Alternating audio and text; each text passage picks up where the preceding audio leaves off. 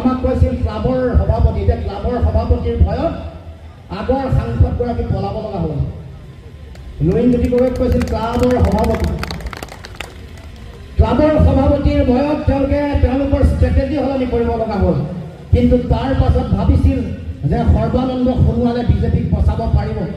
গম পোৱা নাই যে সৰ্বানন্দ সোণোৱাল অসমত দুবন্ন বিজেপিৰ যিখন নাও তাৰ যে নাৱৰীয়া এই কথা গম পোৱা নাই।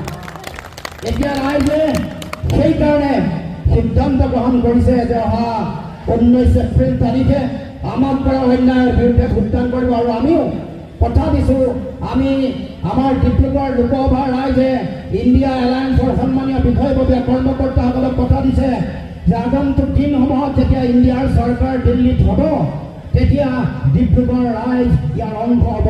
আৰু এই যে যিটো স্মৰণীয় সময় তাৰ সাক্ষী হ'ব ডিব্ৰুগড় ৰাইজ। গতিকে সকলোৱে এই কথা দিছে আৰু ময়ো ৰাইজক আহ্বান জনাইছোঁ যাতে আপোনালোকে সকলোৱে ওলাই আহি ভোটদান কৰে। মই দীঘলীয়া কথা নকওঁ, সকলোৱে আশীৰ্বাদ বিচাৰিছোঁ। আমাৰ ভূপেন বৰা ডাঙৰীয়াই ক'ব, সকলোৱে সহায় সহযোগিতা বিচাৰিছোঁ আৰু ভোটদানৰ হাৰটো যাতে বঢ়ায়।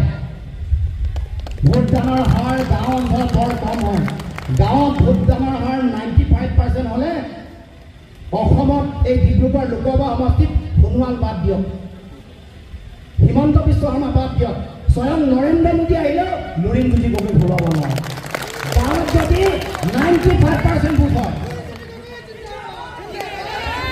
সামৰি আপোনালোকৰ সকলোৰে সহায় সহযোগিতা বিচাৰি মই মোৰ বক্তব্য সামৰিম। ধন্যবাদ। জয় অসম।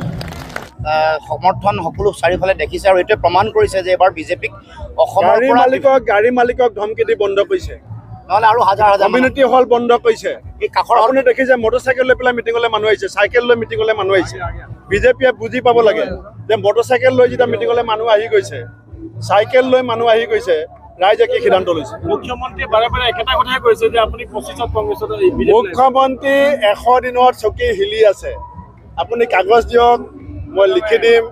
মুখ্যমন্ত্ৰী 100 দিনতকৈ বেছি কাৰ্যকাল নাই। প্ৰাক্তন মুখ্যমন্ত্ৰী ৰাজীৱ ভৱনত কেৱল বেনাৰ পোষ্টাৰ আছে আৰু একো নাই। এই দেখিছে নহয়, এই দেখিছে আপুনি ভালকে আপোনাৰ ৰঙা কেমেৰা এইফালে ঘূৰাই দিয়ক।